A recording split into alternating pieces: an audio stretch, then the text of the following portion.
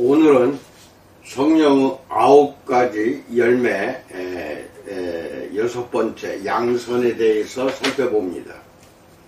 바울은 자비와 양선을 하나로 묶습니다. 물론 둘 사이에는 공통점이 많습니다. 성경에서는 후히 베품을 자비나 양선과 연결하는 경우가 많습니다. 예수께서는 사람들을 고용해 자신의 포도원에서 일하게 한 포도원 주인에 관한 이야기를 하셨습니다. 어떤 이들은 하루 종일 일했고 하루치 임금을 받았습니다. 어떤 이들은 마지막 한두 시간만 일했지만 주인은 그들에게도 하루치 임금을 주었습니다. 먼저 와서 일한 노동자들은 공평하지 않다고 불평했지만 포도원 주인은 내가 후히 베풀기로 작정했다고 네가 시기하느냐 라고 말했습니다. 여기서 예수께서 사용하신 단어는 바울이 사용하는 양선과 같은 단어입니다. 예수께서는 선한 사람들은 무엇이 엄격하게 공평한가에 대해서만 걱정하지 않고 공평하지 않더라도 후히 베풀고 자비를 행하기를 좋아한다고 말씀하십니다. 그날의 일이 끝나갈 즈음에야 고용된 것은 그들의 잘못이 아니었습니다. 그리고 그들에게는 가족들이 먹을 음식을 사기 위해 하루치의 임금이 필요했습니다. 따라서 주인은 모든 노동자를 대할 때 엄격하게 공평한 태도를 취해 다른 이들이 받는 임금의 일부만 지불하기보다는 그들의 필요에 대해 선을 베풀기로, 즉 후히 베풀기로 작정했습니다. 따라서 좋은이라는 단어를 직책이나 기능, 예를 들어 좋은 부모나 좋은 교사, 좋은 경찰관, 좋은 의사와 연결할 때 이는 그 사람이 맡은 일을 잘한다는 능력을 뜻할 뿐만 아니라 그들의 역할이 요구하는 바의 엄격한 한계를 넘어서서 흔히 말하듯이 선한 마음으로 은혜롭게 후히 베푸는 법을 알고 있음을 뜻합니다. 그런데 선한 마음이란 무엇일까요? 누군가에 관해 우리가 그는 정말 좋은 남자다 혹은 그는 정말 좋은 여자다 라고 말할 때 그 사람이 어떤 특징이 있다고 말하는 것일까요?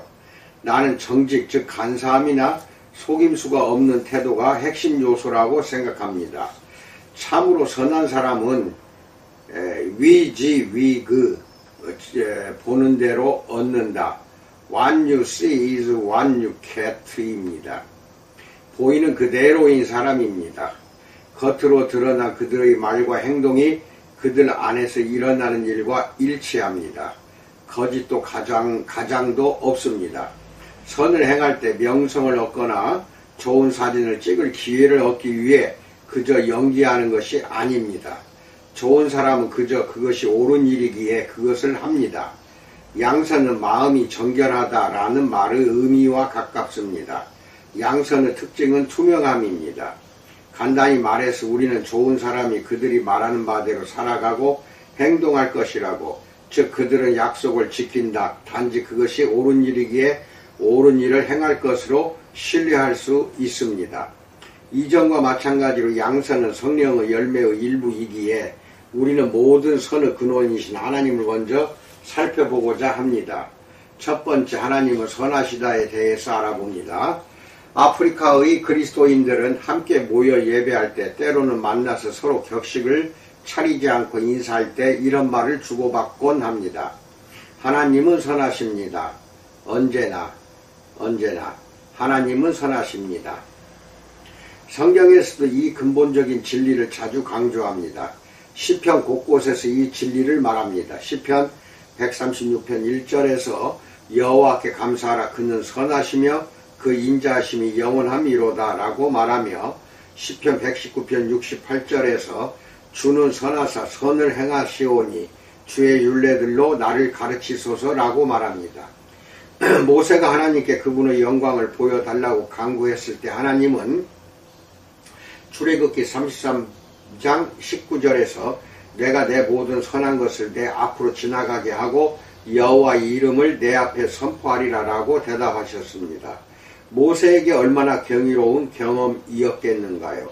그 후에 그의 얼굴에서 빛이 나는 것도 전혀 놀라운 일이 아니었습니다. 출애굽기 34장 5절로 7절, 29절로 35절.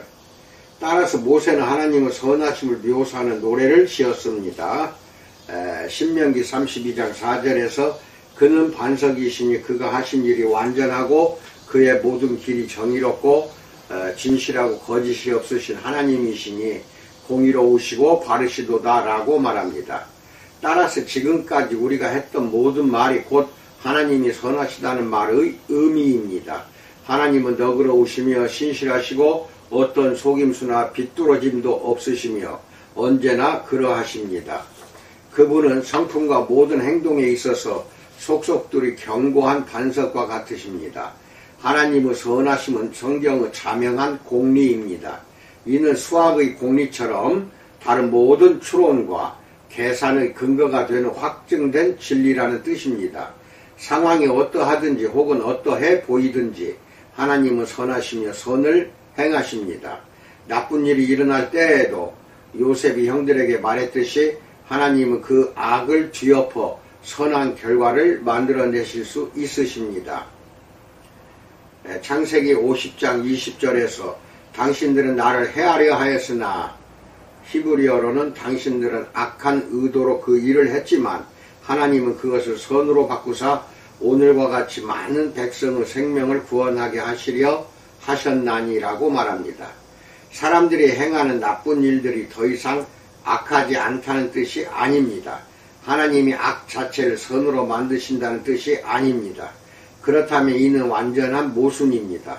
결국에는 다 괜찮아질 것이므로 선과 악 사이에 본질적으로 아무런 차이가 없다는 뜻이 아닙니다. 이런 식의 생각은 선과 악 사이의 근본적이며 성경적인 구별을 해체시킵니다. 아닙니다.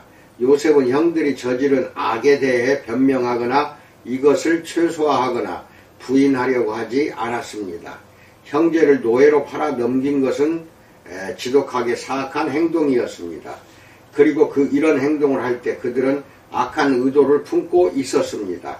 하지만 요셉의 말은 선하신 하나님이 다스리심으로 하나님의 선하심이 주권적이며 하나님은 사람들이 의도하고 저지르는 악으로부터 선한 결과를 만들어내실 능력이 있다는 뜻입니다.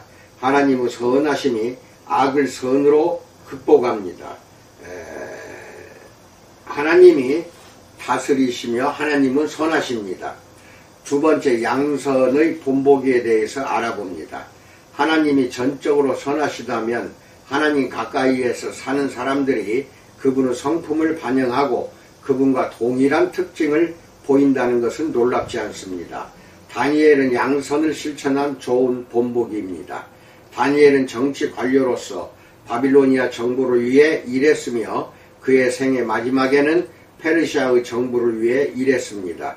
그는 매일의 삶과 직무에 있어서 탁월한 열심, 즉 이것이 마음이 민첩하여로 번역된 히브리어의 원래 뜻이 있었습니다. 그의 적들이 아무 근거, 아무 허물도 찾지 못하였으니 이는 그가 충성되어 아무 그릇됨도 없고 아무 허물도 없음이었더라라고 다니엘서 6장 3절로 4절에서 말합니다.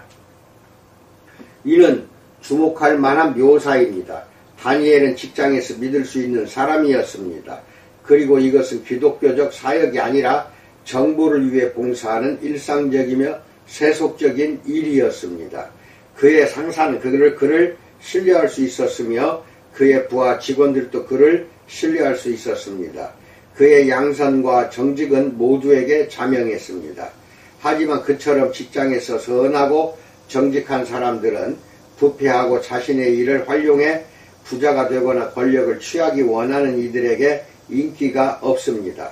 다니엘은 정부에서 일하는 다른 이들의 야심을 방해하는 장애물이었으며 따라서 그들은 그를 미워하고 그에 대한 음모를 꾸몄던 것 같습니다.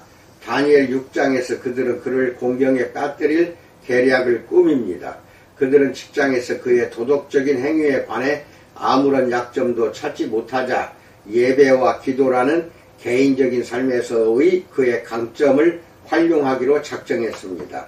그들은 왕으로 하여금 한 달 동안 그 누구도 왕을 제외한 다른 어떤 신에게도 기도할 수 없다는 칙령을 발표하게 했습니다. 말도 안 되는 생각이었지만 왕은 허영심 때문에 그들의 계략에 말려들고 말았던 것입니다.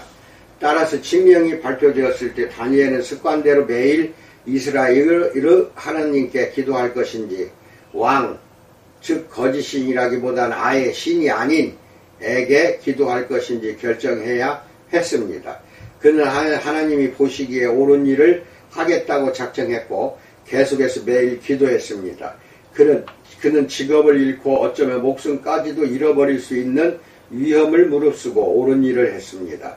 다니엘 6장에서 다니엘은 이미 노인이었지만 1장에서 묘사하듯이 그와 그의 친구들은 위험하더라도 옳은 일을 하는 습관을 어렸을 때부터 길러왔습니다. 이 일로 인해 그는 사자굴에 던져졌고 그곳에서 그가 기도의 대상으로 삼았던 하나님이 그의 목숨을 구해 주셨습니다. 덕분에 왕은 크게 안도했습니다. 이것이 성경이 말하는 양선의 또 다른 강력한 요소, 즉 대가를 치르거나 상처를 받게 되더라도 옳은 일을 하겠다는 결심인 것처럼 보입니다. 선한 사람들은 어려운 상황에서 벗어나기 위해 쉬운 길로 가겠다는 유혹을 이겨내는 사람들입니다. 옳은 일을 하는 것이 어렵거나 위험할 때도 그들은 어쨌든 옳은 일을 합니다. 그들은 결과가 어떠하든지 자신이 옳다고 알고 있는 바를 끝까지 행합니다. 그래서 선한 사람들은 대개 용기 있는 사람들이기도 하며 때로는 정직을 위해 값비싼 대가를 치르기도 합니다. 구약에서 양선과 매우 가까운 또 다른 단어는 의입니다. 의로운 사람은 하나님의 길 안에서 살고자 노력하며 하나님이 보시기에 옳은 일을 행함으로써, 즉 하나님의 호의를 얻기 위한 노력으로서가 아니라 하나님이 주신 복에 대한 감사의 응답으로서 하나님의 사랑과 은총, 구원에 응답하는 사람들입니다. 구약에는 의로운 사람을 묘사하는 여러 구절이 있습니다. 시편 15편은 의로운 사람을 가장 분명히 묘사한 본문 중 하나입니다. 시편 15편 1절로 5절에서 여호와여 주의 장막에 머무를 자 누구 오며 주의 성산에 사는 자 누구 오니까 정직하게 행하며 공의를 실천하며 그의 마음에 진실을 말하며 그의 혀로 남을 허물하지 아니하고 그의 이웃에게 악을 행하지 아니하며 그의 이웃을 비방하지 아니하며 그의 눈은 망령된 자를 멸시하며 여호와를 두려워하는 자들을 존대하며 그의 마음에 서원한 것은 해로울지라도 변하지 아니하며 이자를 받으려고 돈을 꾸어주지 아니하며 뇌물을 받고 무죄한 자를 해하지 아니하는 자이니 이런 일을 행하는 자는 영원히 흔들리지 아니하리이다 라고 말합니다. 해로울 때라도 약속을 지킨다는 구절에 주목하십시오. 그것이 성경이 말하는 양선의 특징입니다. 선한 사람은 약속을 지키지 않거나 진실을 말하지 않거나 정직한 일을 행하지 않기 위한 핑계를 찾으려는 유혹을 이겨냅니다. 거의 언제나 선택 가능한 대안이 존재합니다. 하지만 그것이 어려울지라도 선한 선택이 옳은 선택입니다. 세 번째, 예수께서는 두루 다니시며 선을 행하셨다에 대해서 알아봅니다. 베드로는 고넬료와 그의 가족에게 예수를 이렇게 묘사했습니다. 사도행전 10장 38절에서 하나님이 나사렛 예수에게 성령과 능력을 기름 붓듯 하셨음에 그가 두루 다니시며 선한 일을 행하시고 마귀에게 눌린 모든 사람을 고치셨으니 이는 하나님이 함께 하셨음이라 라고 말합니다. 이것은 단지 예수께서 사람들을 위해 친절한 일을 많이 하시고 그들을 돌보셨다는 것만을 뜻하지 않습니다. 물론 그분은 그렇게 하셨습니다. 이 말씀은 예수께서 옳은 일을 하셨다는 뜻이기도 합니다. 예수께서는 쉽게 피하는 방법을 선택할 수 있을 때조차도 하나님 아버지께서 원하는 바를 행하셨습니다. 예수께서는 선한 분이셨고 그분의 선하심은 그분의 의로운 정직을 통해 나타났습니다. 그분은 자신을 위한 하나님의 뜻에서 벗어나기를 거부하셨습니다. 예수께서 손쉬운 대안을 선택하실 수도 있었던 수많은 경우, 혹은 예수께서 십자가의 길이 아닌 다른 길을 택하셨을 수도 있었던 때를 생각해 보십시오. 1. 사탄은 그분께 더 쉬운 길을 택하라고, 즉 인기나 죽음을 극복하는 묘기, 정치 권력을 통해서 3번이나 유혹했다. 하지만 예수께서는 이 시험을 이겨내시고 고난당하는 종과 순종하는 아들, 즉 그분이 세례를 받으실 때 성부께서 확증하신 정체성의 길을 택하셨다. 2. 시몬 베드로는 예수께서 고난과 십자가 죽음을 피하시게 하려고 했다. 하지만 예수께서는 베드로를 꾸짖으셨다. 3. 사랑하는 어머니와 형제들은 그분이 집으로 돌아오게 하려 했으나 그분이 당혹스러우며 위험한 공적 사역을 포기하게 하려 했다.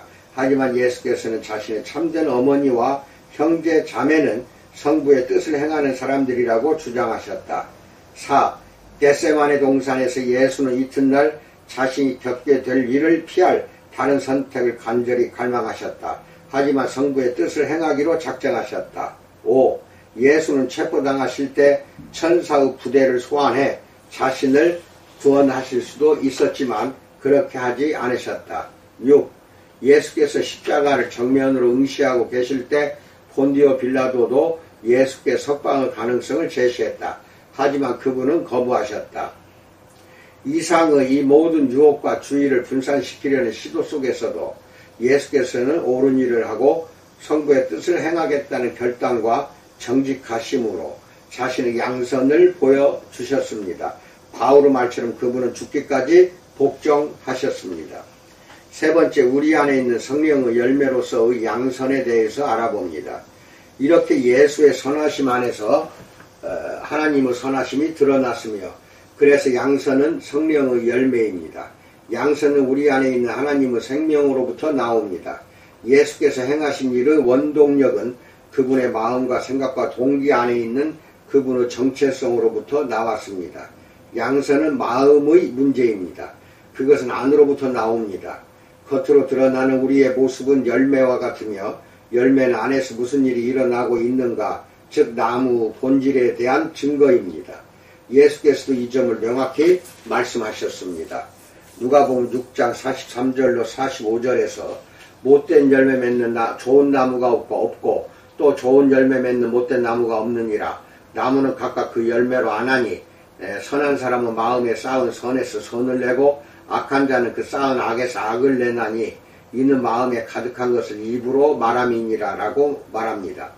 우리가 무엇을 하는지가 우리가 어떤 사람인지를 보여줍니다. 겉으로 드러난 우리의 행동은 우리가 내면적으로 어떤 사람인지 혹은 누구인지를 보여줍니다. 따라서 그리스도께서 그분의 성령을 통해 우리 안에 거하신다면 우리는 생각하고 말하고 행동하는 방식을 통해 점점 더 예수의 성품을 드러내기 시작할 것입니다. 우리가 이 땅에서 완전해진다는 뜻은 아니지만 열매가 자라기 시작합니다. 따라서 우리는 예수께서 친히 보이신 대로 우리 안에 거하시는 하나님의 영의 생명으로 흘러나오는 마음속에 있는 양선의 깊은 우물로부터 성령의 열매를 맺는 데 필요한 물을 끌어올 수 있습니다. 1. 우리의 생각과 태도, 말, 행동에 있어서 선한 사람이 됨으로써. 2. 선을 행함으로써 독선적인 사람이 아니라 선을 행하는 사람으로서 이렇게 물을 끌어올 수 있다는 겁니다. 성령의 열매인 양선이 우리 안에서 자라날 뿐 아니라 우리는 다른 사람들 안에서도 동일한 열매를 발견하고 그들을 격려하기 시작합니다. 우리가 변화될 수 있는 것이 오직 하나님의 은총에 의해서임을 우리는 알고 있습니다. 그러므로 다른 사람들의 삶 속에서 하나님의 은총이 일하는 것을 볼 때 우리에게는 기쁨이 넘칩니다. 우리는 가족과 같은 사람들입니다. 왜냐하면 우리는 같은 아버지의 자녀이며 같은 주님의 제자들이며 같은 성령께서 우리 안에 거하시기 때문입니다. 다른 사람들 안에서 양선이 일하고 있음을 볼 수 있는 능력이 탁월했던 사람은 바나바입니다. 바나바는 누구나 좋아할 만한 사람이었습니다. 그의 이름이 담고 있는 뜻처럼 그는 사도 바울로 알려지기 전 다소 사울을 비롯해 다른 사람들을 격려하는 데 뛰어난 사람이었습니다. 한 번은 바나바가 안디옥에서 무슨 일이 일어나고 있는지를 조사하라는 특별한 임무를 위해 예루살렘으로부터 파견을 받았습니다. 복음이 유대인이 아니었던 사람들, 즉 이방인들에게 선포되자 그들도 예수를 믿게 되었습니다. 안디오크 교회는 유대인들에게 이상하고 낯설게 보였을 것입니다. 왜냐하면 이방인 그리스도인들은 유대교의 관습을 따르지 않으려 했으며 그들이 예배하는 방식도 전혀 달랐을 것입니다. 따라서 그들은 바나바를 보내 이것을 확인하게 했습니다. 그리고 누가는 우리에게 그가 이르러 하나님의 은혜를 보고 기뻐하여라고 말합니다. 사도행전 11장 23절. 이 얼마나 사랑스러운 말씀인가요? 바나바가 처음부터 본능적으로 한 일은 질문을 던지고 비판하고 이 새로운 이방인 그리스도인들에게 그들이 무엇을 잘못하고 있는지를 말해주는 것이 아니었습니다. 오히려 하나님의 은총이 이 사람들 안에서 일하고 있다는 분명한 증거를 보았을 때, 즉 그들이 자신과 아무리 달라도 그는 기뻐했습니다. 그래서 누가는 바로 이어서 바나바의 성품을 이렇게 묘사했을 것입니다. 사도행전 11장 24절에서 바나바는 착한 사람이요 성령과 믿음이 충만한 사람이라 라고 말합니다. 그리고 바나바의 이러한 이타적인 양선 때문에 교회의 일이 계속되었으며 사람들은 격려를 받았고 큰 무리가 죽게 더해졌습니다. 교회 안에는 바나바 같은 사람들, 이런 양선, 즉 낯선 장소와 사람들 속에서도 하나님의 은총을 알아볼 수 있게 하시는 성령으로부터 나온 양선을 단순하고 겸손하게 보여주는 사람들이 더 많이 필요합니다. 네 번째, 그리스도인의 삶의 본질적 요소로서의 양선에 대해서 알아봅니다. 산상설교를 통해 예수께서는 제자들을 가르치십니다. 제자들이란 회개하고 하나님의 통치에 관한 복된 소식을 믿으라는 그분의 초대에 응답해 하나님 나라의 기준과 가치에 따라 살겠다고 헌신한 사람들입니다. 하나님 나라 안에서 산다는 것은 하나님의 통치 아래 사는 것, 즉 왕이신 하나님과 더불어 사는 것을 뜻합니다. 그리고 이는 하늘에 계신 아버지이신 하나님을 비추거나 닮기 위해 삶과 태도의 근원적인 변화가 이루어지는 것을 뜻합니다. 산상설교는 일부는 완전히 새로운 규칙이 아닙니다. 오히려 그것은 새로운 삶의 특징에 대한 묘사입니다. 예수를 따르는 이들이 하나님 나라에 들어갈 때, 그리고 삶 속에서 하나님의 통치에 복종하고 예수께서 만물의 주이시며 왕이심을 인정할 때 그들이 어떻게 생각하고 행동하는지를 묘사합니다. 예수께서는 그런 삶이 소금 같을 것이라고 말씀하십니다. 소금은 고기나 물고기가 부패하는 것을 방지하는 데 사용되었습니다. 소금은 썩고 부패하는 자연적인 과정을 막아줍니다. 따라서 예수께서는 죄로 인해 썩고 타락한 세상 속에서 그분의 제자들이 삶과 말을 통해 이에 맞서는 사람들이 되어야 한다고 말씀하시는 셈입니다. 소금이 부패와 구별되듯이 우리는 달라야 합니다. 그런 다음 예수는 제자들에게 너희는 세상의 빛이라 라고 말씀하십니다. 이 말씀을 듣고 그들은 깜짝 놀랐을 것입니다. 예수는 어떤 의미로 그렇게 말씀하셨을까요? 무지와 죄라는 어둠 속에 있는 사람들에게 빛을 주는 복음의 진리를 전하는 설교자들이 될 것이라는 뜻으로 그렇게 말씀하신 것일까요? 물론 예수님은 이 일을 사도적 사명의 전반적인 책무에 포함하셨을 것입니다. 바울 역시 고린도후서 4장 4절로 6절에서 동일한 은유를 사용해 설명합니다. 하지만 예수께서 빛이 어떤 의미인지를 설명하실 때 실제로 무엇을 강조하시는지 살펴보십시오. 그분은 너희 빛이 사람 앞에 비치게 하여 그들로 너희의 개인적인 증언을 듣거나 너희의 위대한 설교를 듣게 하라 라고 말씀하지 않으셨습니다. 예수는 이렇게 말씀했습니다.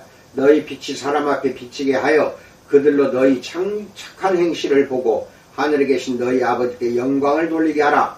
여기서 빛에 관해 말씀하실 때 예수께서는 단지 말이 아니라 삶에 관해서 말씀하고 계십니다. 양선과 자비, 사랑, 긍휼, 정의로 가득 차 있는 매력적인 삶을 살라고 명령하십니다. 예수께서는 자주 그러시듯이 제자들에게 그들이 세상의 빛이라고 말씀하실 때 강력한 구약의 전통을 인용하십니다. 하나님은 이스라엘에게 열방의 빛이 되라고 명령하셨습니다. 이 역할에는 한 사회로서 그들의 삶의 특징이 포함되었습니다. 빛은 강력한 윤리적 사회적 의미를 지니고 있었습니다. 이사야의 말씀을 들으며 위에서 설명했던 의미에서 빛과 의가 어떻게 결합하는지를 주목해 보십시오. 빛은 긍휼과 정의에 헌신한 사람들로부터 빛입니다. 이사야서 58장 6절로 8절 10절 내가 기뻐하는 금식은 흉악의 결박을 풀어주며 멍에의 줄을 끌어주며 압제당하는 자를 자유하게 하며 모든 멍에를 꺾는 것이 아니겠느냐. 또 줄인 자에게 내 양식을 나누어 주며 유리하는 빈민을 집에 들이며 헐벗은 자를 보면 입히며 또 내 골육을 피하여 스스로 숨지 아니하는 것이 아니겠느냐. 그리하면 내 빛이 새벽같이 비칠 것이며 내 치유가 급속할 것이며 내 공의가 내 앞에 행하고 줄인 자에게 내 심정이 동하며 괴로워하는 자의 심정을 만족하게 하면 내 빛이 흑암 중에서 떠올라 내 어둠이 낮과 같이 될 것이며 라고 말합니다. 조금 뒤 이사야에는 이러한 빛, 즉 긍휼과 정의, 가난한 이들에 대한 실질적 돌봄의 빛이 하나님의 백성 가운데 계신 그분의 임재와 영광의 빛을 반영할 뿐만 아니라 열방을 끌어당길 것이라고 덧붙입니다.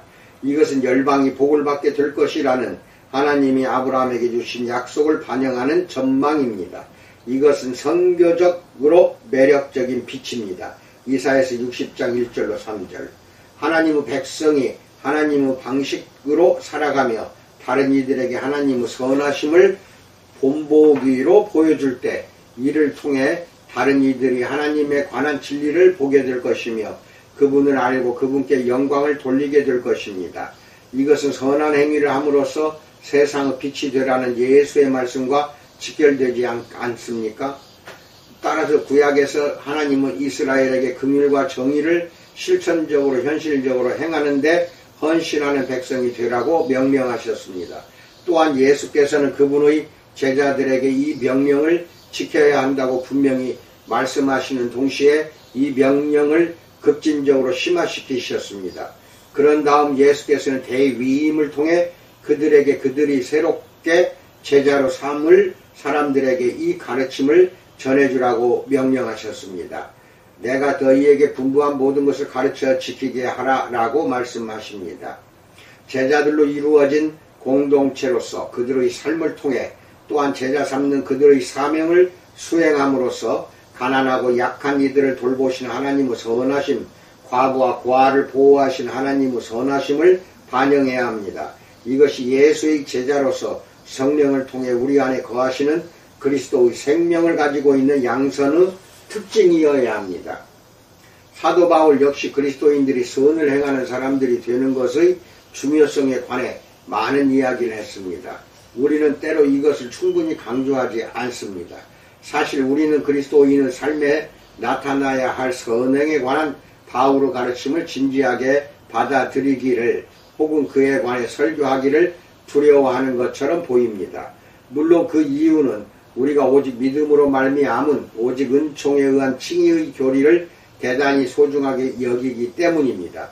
선행으로 구원을 받을 수 없음을 우리는 강력히 주장합니다. 따라서 예수와 바울, 신약의 나머지 부분이 실제로 선행에 관해 말하는 모든 것을 누그러뜨리려고 합니다. 우리 자신의 선행을 통해 우리가 구원을 얻을 수 있다는 인상을 주기를 원하지 않습니다. 물론 맞는 말이며 이는 은총의 복음의 매우 중요한 부분을 차지합니다. 하지만 선행에 의해 구원받을 수 없다고 그토록 강조했던 바울은 마찬가지로 우리가 선행을 하기 위해 구원을 받았다고 강조했습니다. 우리가 아무리 선행을 많이 해도 그것에 의해서는 구원을 받지 못하며 받을 수도 없습니다. 하지만 우리는 선행이 핵심 요소를 이루는 변화된 삶을 살기 위해 하나님의 은총에 의해 구원을 받았습니다. 바울은 에베소서 2장에서 이 두 진리를 나란히 제시합니다. 너희는 그 은혜에 의하여 믿음으로 말미암아 구원을 받았으니 이것은 너희에게서 난 것이 아니요 하나님의 선물이라. 행위에서 난 것이 아니니 이는 누구든지 자랑하지 못하게 함이라. 우리는 그가 만드신 바라 그리스도 예수 안에서 선한 일을 위하여 지으심을 받은 자니 이 일은 하나님이 전에 예비하사 우리로 그 가운데서 행하게 하려 하심이니라. 에베소서 2장 8절로 10절. 그는 디도서에서도 똑같이 주장합니다. 여기서는 부정적인 주장과 긍정적인 주장을 매우 명확히 제시합니다. 디도서 3장 4절로 8절에서 우리 구주 하나님의 자비와 사람 사랑하심이 나타날 때에 우리를 구원하시되 우리가 행한 바 의로운 행위로 말미암지 아니하고 오직 그의 긍휼하심을 따라 중생의 씻음과 성령의 새롭게 하심으로 하셨나니 우리 구주 예수 그리스도로 말미암아 우리에게 그 성령을 풍성히 부어주사 우리로 그의 은혜를 힘입어 의롭다 하심을 얻어 영생의 소망을 따라 상속자가 되게 하려 하심이라. 이 말이 미쁘도다. 원하건대 너는 이 여러 것에 대하여 굳세게 말하라. 이는 하나님을 믿는 자들로 하여금 조심하여 선한 일을 힘쓰게 하려 함이라 라고 말합니다. 선행이 우리의 구원의 원천이나 근거가 아님을 명확히 이해하게 한 다음 바울은 일단 우리가 하나님의 구원을 경험한 후에는 그분의 구원하시는 은총과 속량하시는 사랑에 응답하여 양선에 의해 특징 지어지는 삶을 살도록 부르심을 받았다고 주장합니다. 우리는 은총에 의해 구원을 받은 사람들로서 우리의 개인적 삶과 공적 삶 속에서 교회 안에서 또한 세상 안에서 선하고 옳은 사람이 되고 선하고 옳은 일을 행하는 데에 헌신하는 사람이 되어야 합니다. 위에서 바울이 선행에 관해 많이 이야기했다고 지적했습니다. 그는 자신의 서신서 대부분에서 그렇게 주장하며 이런 주장은 특히 디도에게 보낸 짧은 편지에 집중적으로 제시되어 있습니다. 1. 사랑에는 거짓이 없나니 악을 미워하고 선에 속하라. 로마서 12장 9절. 2. 하나님이 능히 모든 은혜를 너희에게 넘치게 하시나니 이는 너희로 모든 일이 항상 모든 것이 넉넉하여 모든 착한 일을 넘치게 하게 하려 하심이라. 고린도후서 9장 8절. 3. 우리가 선을 행하되 낙심하지 말지니 그러므로 우리는 기회 있는 대로 모든 이에게 착한 일을 하되 더욱 믿음의 가정들에게 할지니라. 갈라디아서 6장 9절로 10절. 4. 주께 합당하게 행하여 범사에 기쁘시게 하고 모든 선한 일에 열매를 맺게 하시며. 골로새서 1장 10절. 5. 형제들아 너희는 선을 행하다가 낙심하지 말라. 데살로니가 후서 3장 13절. 6. 장로는 오직 나그네를 대접하며 선행을 좋아하며 신중하며 의로우며 거룩하며 절제하며. 디도서 1장 8절. 7. 늙은 여자로는 이와 같이 행실이 거룩하며 모함하지 말며 많은 수로의 종이 되지 아니하며 선한 것을 가르치는 자들이 되고. 디도서 2장 3절. 8. 범사에 대해 자신이 선한 일의 본을 보이며 교훈에 부패하지 아니함과 단정함과. 디도서 2장 7절. 9. 예수 그리스도께서 우리를 대신하여 자신을 주심은 모든 불법에서 우리를 속량하시고 우리를 깨끗하게 하사 선한 일을 열심히 하는 자기 백성이 되게 하려 하심이라. 디도서 2장 14절. 10. 너는 그들로 하여금 통치자들과 권세 잡은 자들에게 복종하며 순종하며 모든 선한 일 행하기를 준비하게 하며 아무도 비방하지 말며 다투지 말며 관용하며 범사의 온유함을 모든 사람에게 나타낼 것을 기억하게 하라. 디도서 3장 1절로 2절. 11. 이는 하나님을 믿는 자들로 하여금 조심하여 선한 일을 힘쓰게 하려 하심이라. 디도서 3장 4절로 8절.